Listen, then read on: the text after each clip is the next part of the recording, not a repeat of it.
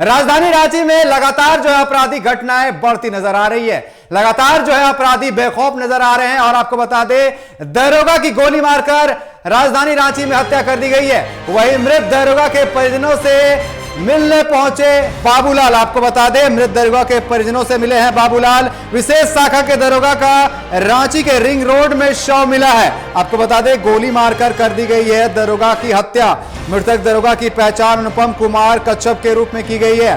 भाजपा प्रदेश अध्यक्ष श्री बाबूलाल मरांडी पहुंचे रिम्स। मृतक स्पेशल ब्रांच के दरोगा अनुपम कच्छप के परिजनों से मिले बाबूलाल मरांडी। स्थानीय विधायक शमरी लाल भी मौके पर रहे मौजूद। आपको बता दें, विधायक शमरी लाल और बीजेपी प्रदेश अध्यक्ष बाबूलाल मरांडी रिम्स पहुंचे, जहां पर उन्होंने जो स्पेशल ब्रांच के दरोगा है जिसकी गोली मारकर हत्या कर दी गई, उनके परिजनों से मुलाकात की बाबूलाल मरांडी ने।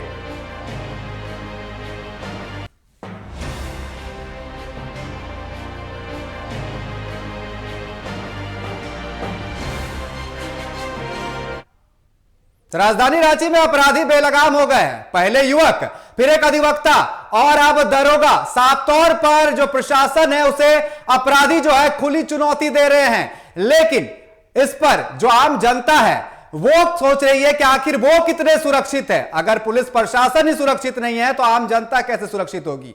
और इस पर अधिक बात करने के लिए राजधानी रांची से हमारे साथ स्टेट हेड अभिषेक भारती हमारे साथ जुड़ चुके हैं। अभिषेक जी, बीते 24 घंटे पहले 48 घंटे में तीसरी हत्या है। पहले एक युवक को मारा गया, फिर एक अधिवक्ता और अब जाके एक दरोगा की हत्या कर दी गई है। पुलिस प्रशासन को खुली चुनौती मिली है।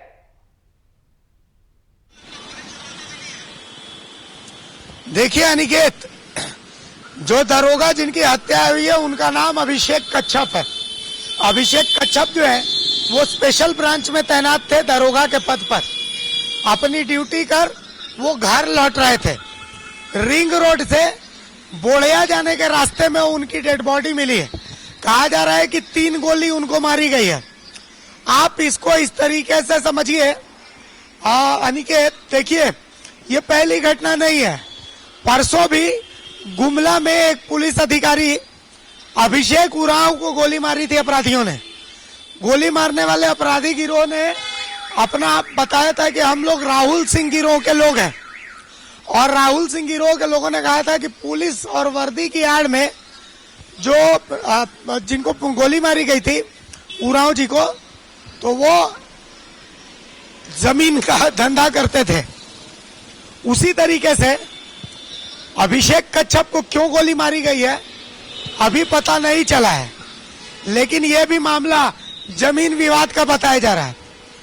बाबूलाल मरांडी आले सुबह रिम्स पहुंचे, परिजनों से भी मिले। देखिए, रांची में जमीन विवाद का जो मामला है, आप इसको ऐसे समझिए कि ये एक बारूद सा बना हुआ है। ये सब की जान ले रहा है।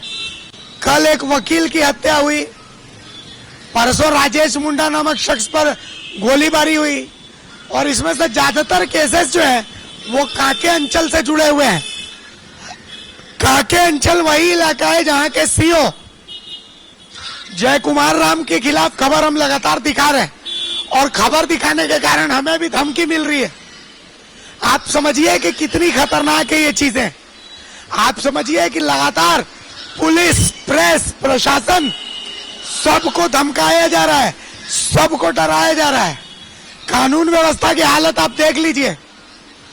आप देख लीजिए कि कानून व्यवस्था किस कदर हाशिए पर है। आप देखिए, आप आवाज उठाइएगा तो आपके ऊपर कोई केस लगा करके आपको जेल में भेज दिया जाएगा, लेकिन अपराधियों को नहीं पकड़ा जाएगा। ये है कानून व्यवस्था की हालत। सबसे बड़ी बात है कि लगातार समीक्षा के बावजूद इस तरीके की जो घटनाएं, इस तरीके की जो वारदात हो रही है, तो ये पूरे कानून व्यवस्था पर सवाल खड़े कर रही है।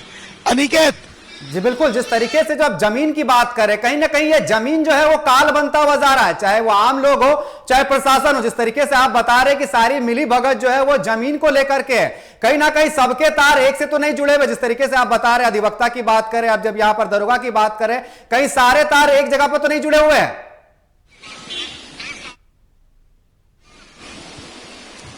देखिए अनिकेत, मैं आपको एक बात बताता हूं।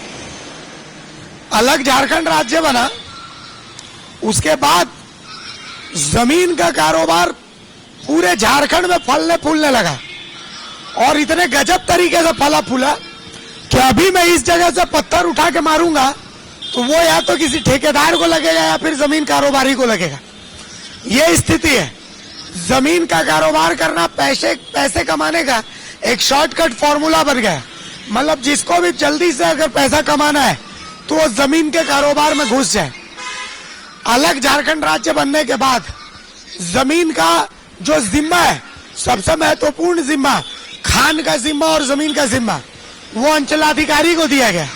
और आप जो अंचलाधिकारी हैं उनके इर्द गिर्द रहने वालों की संपत्ति की जांच करवा लेंगे तो आपको पता चल जाएगा कि किस कदर जमीन की लूट हुई है। अब जमीन की लूट हुई, एक जमीन 5-5, 10-10 लोगों को बेची गई, जमीन के कागजात में हेर फेर हुई, तो जमीन का जब इतना खेल हुआ तो भाई खून की नदी तो बहेगी, खून से होली तो खेली जाएगी।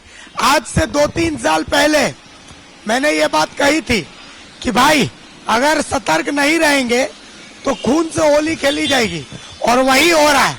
हर दिन जमीन से मामले में लाशें गिर रही हैं और ये तो अभी शुरुआत है।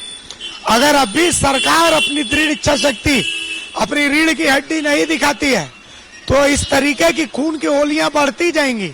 आप समझिए कि झारखंड के अंदर एक गृह युद्ध हो जाएगा, लेकिन सरकार अभी भी इसको सीरियसली नहीं ले रही है। सरकार की पूरी मशीनरी खुद जमीन के कारोबार में लगी हुई है, तो वो सीरियसली लेंगे कैसे? क्या सत्ता पक्ष और क्या विपक्ष, सब के सब इसी जमीन लूट के खेल में घुसे हुए हैं। तो अनिकेत, इसका कोई नतीजा निकलता नजर नहीं आता। अभिषेक, बिल्कुल जिस तरीके से हत्याएं हो रही है, कहीं ना कहीं आम जनता खुद को सुरक्षित महसूस नहीं कर रही है। फिलहाल आपका हमारे साथ जुड़ने के लिए और तमाम जो बातचीत करने के लिए आपका बहुत बहुत धन्यवाद। तो रांची में एक दरोगा की हत्या कर दी गई है गोली मारकर, आपको बता दें। वहीं मृतक के परिजनों से मिलने के लिए रांची रिम्स जो है बाबूलाल मरांडी पहुंचे हुए थे, मृतकों के परिजनों से मिले। लेकिन जो आम जनता है राजधानी रांची की, वो खुद को सुरक्षित महसूस नहीं कर रही है, क्योंकि बीते 48 घंटे की अगर हम बात करें तो पहले एक युवक को गोली मारी गई, फिर एक अधिवक्ता की चाकू से गोदकर हत्या की गई, वहीं आज एक दरोगा की गोली मारकर हत्या कर दी गई है। तो राजधानी रांची में अपराधी बेलगाम हो गए हैं और आम जनता सोच रही है कि आखिर अगर प्रशासन खुद को सुरक्षा नहीं दे पा रही है तो आम जनता का क्या होगा। फिलहाल